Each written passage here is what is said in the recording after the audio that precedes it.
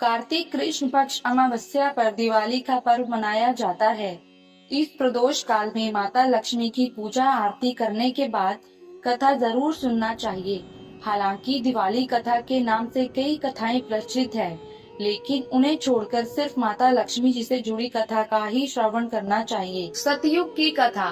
सर्वप्रथम तो यह दीपावली सतयुग में ही मनाई गई, जब देवता और दानवों ने मिलकर समुद्र मंथन किया। तो इस महाअभियान से ही एरावत, चंद्रमा, उच्चैश्रवा, परिजात, वारुणी, रंभा आदि 14 रत्नों के साथ हलाहल विष भी निकला और अमृत घट लिए धनवंतरी भी प्रगटे। इसी से तो स्वास्थ्य के आदि देव धनवंतरी की जयंती से दीपोत्सव का महापर्व आरंभ होता है। कार्तिक कृष्ण त्रयोदशी अर्थात धनतेरस को। तत्पश्चात इसी महामंथन से देवी महालक्ष्मी जन्मी और सारे देवताओं द्वारा उनके स्वागत में प्रथम दीपावली मनाई गई। सतयुग की दूसरी कथा।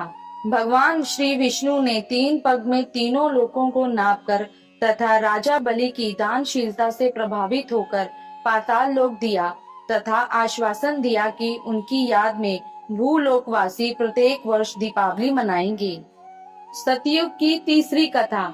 देवी महाकाली ने जब राक्षसों का वध करने के लिए रौद्र रूप धारण किया और राक्षसों के वध के बाद भी उनका क्रोध शांत नहीं हुआ, तो भोलेनाथ स्वयं उनके चरणों में लेट गए और शिव जी के शरीर स्पर्श मात्र से ही देवी महाकाली का क्रोध समाप्त हो गया।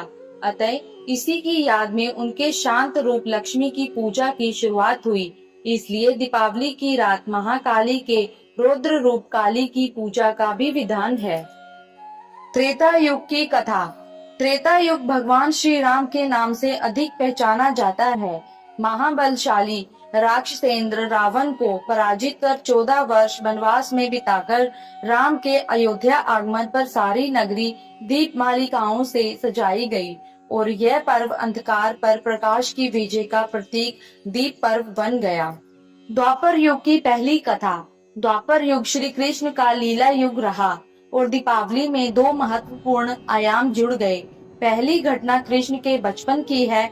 इंद्र पूजा का विरोध कर गोवर्धन पूजा का क्रांतिकारी निर्णय कर श्री कृष्ण ने स्थानीय प्राकृतिक संपदा के प्रति सामाजिक चेतना का शंखनाद किया और गोवर्धन पूजा के रूप में अन्नकूट की परंपरा बनी। कूट का अर्थ है पहाड़, अन्नकूट अर्थात भोज्य पदार्थों का पहाड़। जैसा ढेर अर्थात उनकी प्रचुरता से उपलब्धता, वैसे भी कृष्ण बलराम कृषि के देवता हैं। उनकी चलाई गई अन्नकूट परंपरा आज भी दीपावली उत्सव का अंग है। यह पर्व प्राय दीपावली के दूसरे दिन प्रतिपदा को मनाया जाता। द्वापर युग की दूसरी कथा। दूसरी घटना भगवान कृष्ण ने नरकासुर का वध कार्तिक चतुर्दशी को किया था, जो कि दीपावली के एक दिन पहले ही तिथि थी। इसी खुशी में अगले दिन अमावस्या को द्वारिका और गोकुल वासियों ने दीप जलाकर खुशियां मनाई थी।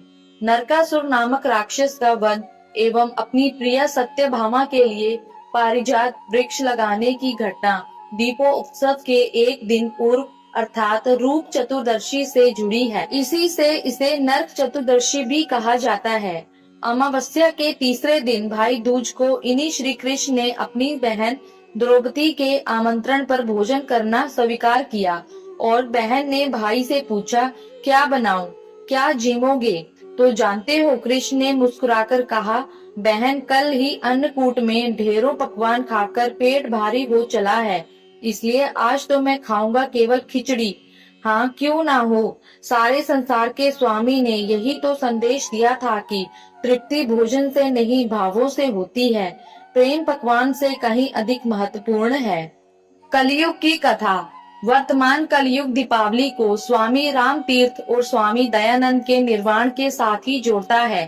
भारतीय ज्ञान और मनीषा के दैदीप्यमान अमर दीपों के रूप में स्मरण कर इनके पूर्व त्रिशला नंदन महावीर ने भी तो इसी पर्व को चुना था अपनी आत्म ज्योति के परम ज्योति से महामिलन के लिए, जिनकी दिव्य आभा आज भी संसार को आलोकित किए हैं प्रेम, अहिंसा और संयम के अद्भुत प्रतिमान के रूप में।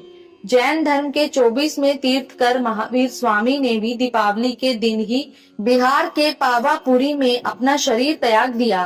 दीपावली के दिन ही अमृतसर के स्वर्ण मंदिर का निर्माण भी शुरू हुआ था। एक और अन्य कथा के अनुसार एक नगर में एक साहूकार रहता था। उसकी एक लड़की थी। उसने देखा कि लक्ष्मी जी पीपल से निकला करती हैं। एक दिन लक्ष्मी जी उस साहूकार की लड़की से बोली कि मैं तुझ पर बहुत प्रसन्न हूँ, इसलिए तू मेरी सहेली बन सकती है।